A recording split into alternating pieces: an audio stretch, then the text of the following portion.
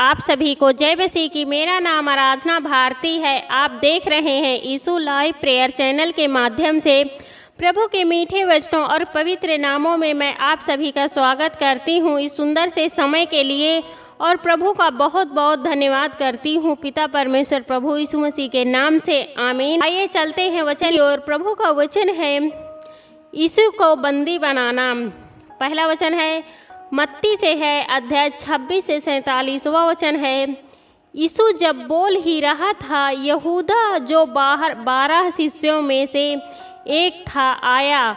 उसके साथ तलवारों और लट्ठियों से लैस प्रमुख याजकों और यहूदियों नेताओं की भेजी एक भीड़ भी थी।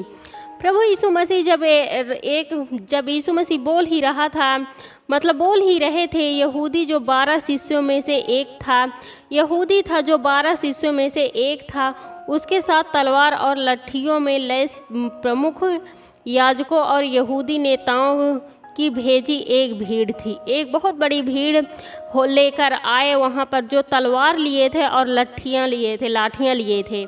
अगला वचन है, यहूदा ने जो उसे पकड़वाने वाला था उन्हें एक संकेत देते हुए कहा कि जिस किसी को मैं चूमूं वही यीशु है, उसे पकड़ लो। यहूदा जो था, जो उसने पकड़वाने आया था, तो उसने संकेत दिया, इशारा किया कि मतलब जिसको भी मैं चूमूं वही यीशु है, उसे पकड़ लो, उसको पकड़ लेना। अगला वचन है, फिर वह यीशु के पास गया और बोला, हे गुरु, और बस उसने यीशु को चूम लिया। जब वह यहूदा उसके पास, प्रभु यीशु मसीह के पास गया, तो यीशु मसीह को बोला, हे गुरु, और बस उसे चूम लिया। जैसे ही पहुंचा और उनसे यही बोला, हे गुरु, और उसने यीशु को चूम लिया। अगला वचन है, यीशु ने उससे कहा, मिस्र जिस काम के लिए तू आया है उसे कर। फिर भीड़ के लोगों ने पास जाकर यीशु को दबोच कर बंदी बना लिया। फिर जो प्रभु यीशु मसीह ने उसको कहा, मिस्र के जिस काम के लिए तू आया है उसे कर। फिर भीड़ बहुत सारी भीड़ थी, बहुत सारे लोग थे। फिर भीड़ के लोगों ने पास जाकर यीशु को दबोच लिया, बंदी बना लिया। प्रभु यीशु मसीह को दबोच कर बंदी बना लिया। वो बहुत सारे लोग थे, भीड़ थी। अगला वचन है, फिर जो लोग यीशु के साथ थे उनमें से एक ने तलवार खींच ली और वार करके महायाजक के 10 का कान उड़ा दिया। फिर जो यीशु मसीह के साथ, मतलब फिर जो लोग यीशु के साथ थे उनमें से एक ने तलवार खींच ली। जो प्रभु यीशु मसीह के साथ थे उसने एक तलवार खींच ली और वार करके महायाजक के 10 का कान उड़ा दिया। और उसने तलवार खींची और वह जैसे ही 10 लोगों का कान उड़ा दिया। अगला वचन है, तब यीशु ने उससे कहा, अपनी तलवार को म्यान में रखो। जो तलवार चलाते हैं वे तलवार से ही मारे जाएंगे। प्रभु यीशु मसीह ने उसे कहा, अपनी तलवार को म्यान में रखो, यानी आप जहाँ है रखी जाती वहाँ रखो, क्योंकि जो तलवार चलाते हैं वे तलवार से ही मारे जाते हैं। अगला वचन है, क्या तुम नहीं सोचते कि मैं अपने परम पिता को बुला सकता हूँ और वह तुरंत स्वर्गदूतों की 12 सेनाओं से भी अधिक मेरे पास भेज देगा। क्या मतलब प्रभु यीशु मसीह कहते, क्या तुम नहीं सोचते कि मैं अपने परम पिता को, परमेश्वर को बुला सकता हूँ और वह तुरंत स्वर्गदूतों की 12 सेनाओं से अधिक मेरे पास भेज देंगे। अगर प्रभु यीशु मसीह चाहते तो वो अपने पिता से स्वर्गदूतों को बुला लेते, लेकिन उन्होंने नहीं चाहा, क्योंकि वह सोचते थे कि पाप खत्म हो, पापियों को पाप के लिए उन्होंने बलिदान हुआ।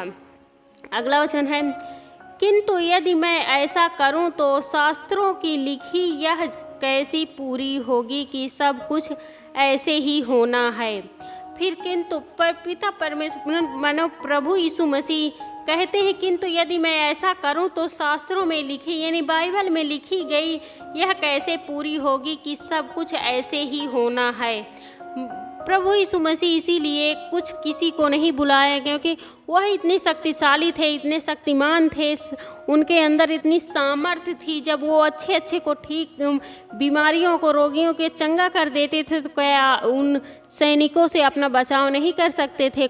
बिल्कुल कर सकते थे। इसलिए उन्होंने कहा कि बाइबल में जो बातें लिखी वो अधूरी रह जाएंगी। अगला वचन है, उसी समय यीशु ने भीड़ से कहा, तुम तलवारों लट्ठियों समेत मुझे पकड़ने ऐसे क्यों आए हो, जैसे कि किसी को चोर को पकड़ने आते हैं? मैं हर एक दिन मंदिर में बैठा उपदेश दिया करता था और तुमने मुझे नहीं पकड़ा।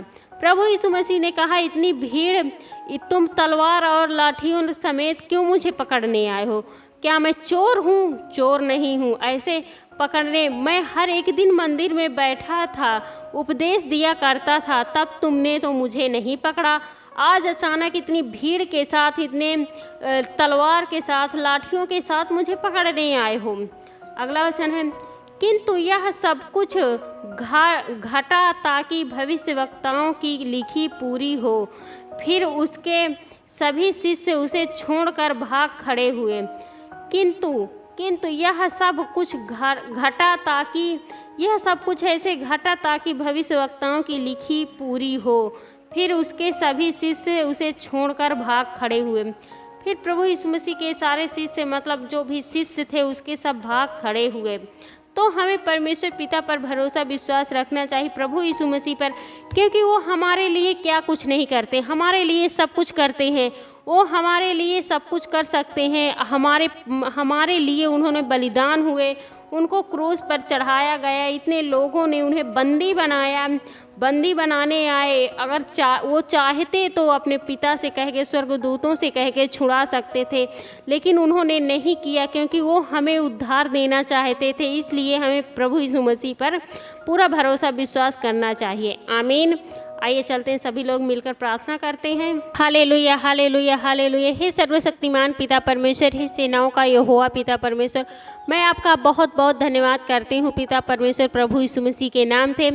हे पिता, मैं आपकी बड़ाई करती हूँ, आपकी महिमा करती हूँ, आपकी प्रशंसा करती हूँ, आपकी बड़ाई करती हूँ, आपकी आराधना करती हूँ प्रभु, क्योंकि आप इसके योग्य हैं प्रभु। उसके लिए मैं आपका बहुत बहुत धन्यवाद करती हूँ पिता परमेश्वर, प्रभु यीशु मसीह के नाम से। हे पिता, मैं आपसे प्रार्थना विनती करती हूँ, आपकी महिमा करती हूँ प्रभु।